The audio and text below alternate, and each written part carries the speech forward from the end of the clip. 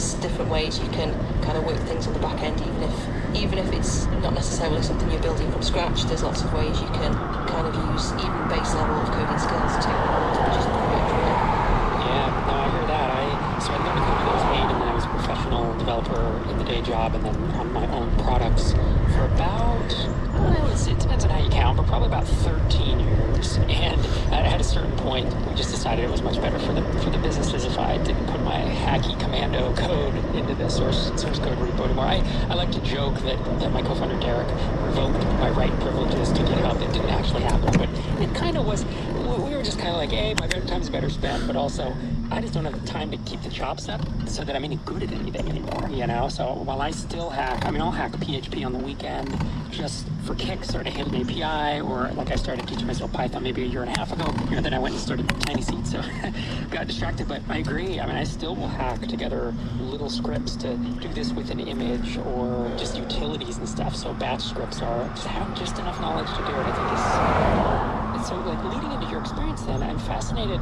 I think, like, the first question is 42 of these small apps that you've launched. It's a very atypical approach to doing things, right? Most people, I've been trying to convince people for years that, like, to do the stair-step approach of, hey, build one thing small, get a little bit of revenue, then build a few more, you pile those on, and then eventually you buy out your own time, and then you can get and do the big home run, quote-unquote, or whatever that is for people. Maybe it's a SaaS app or something like that. And I still find so many people are like, nope, I'm going to go from now and I'm going to build this SaaS app as my first app in this big competitive space because that's what I see everybody else doing. But you are literally taking the opposite approach to that. And I'm wondering what has motivated you to take the approach? Yeah, I think for me, I build side projects because I want to see my ideas exist, not necessarily because I want to run them like long term as particular businesses. There are definitely things I would consider doing that with. I think for a lot of people, perhaps earning more money or freeing up time is kind of a big motivator. But for me, I guess it's kind of like a hobby. Like, somebody who's interested in woodworking, they don't necessarily just stop making one day. Their idea is to kind of keep practicing and keep building new things.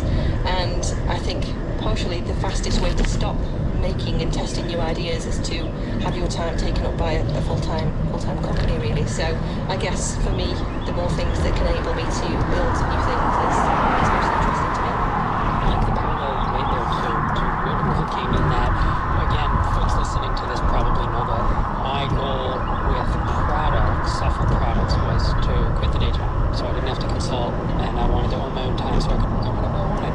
Because I always struggled to enjoy what I was doing at the day job. I would work for a year and then get really bored at any place, so I was kind of that's the way I think about it. But it doesn't sound like that's the case for you. It sounds like the motivation is much more about building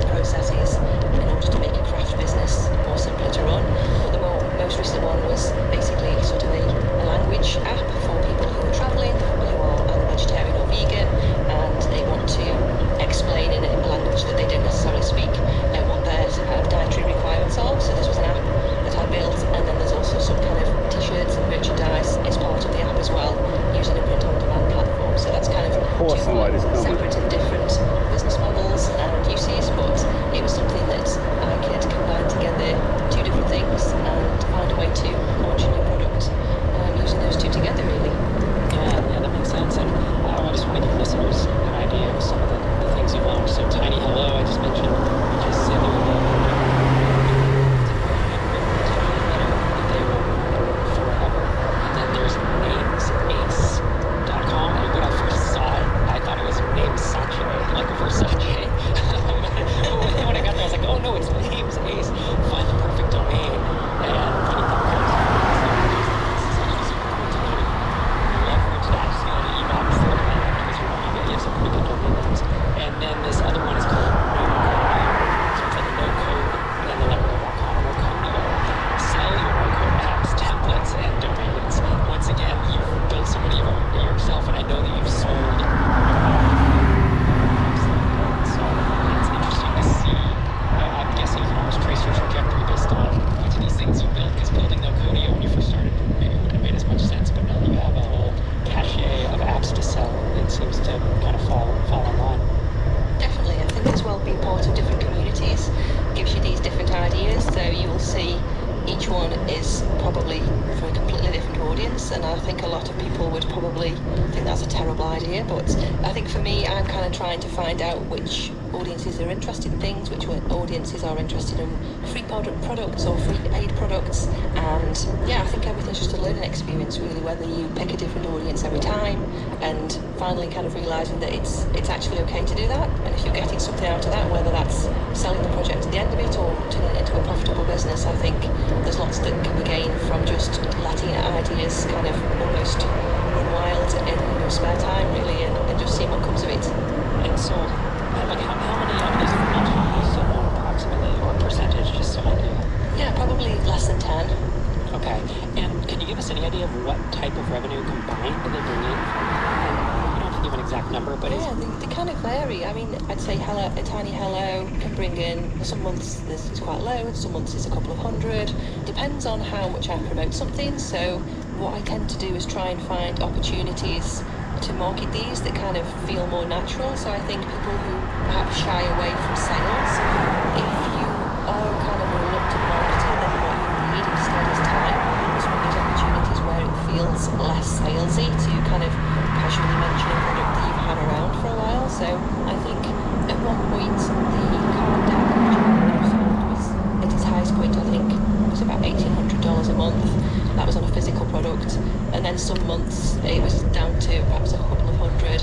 Yeah, so it's quite a wide range, and by all means, there's a lot of the time that these make nothing, and then sometimes something comes along, either something is launched on Product Hunt, or it gets picked up on Twitter, and then there's kind of like a flurry of sales, and then it can easily go back down to nothing if you aren't marketing full time.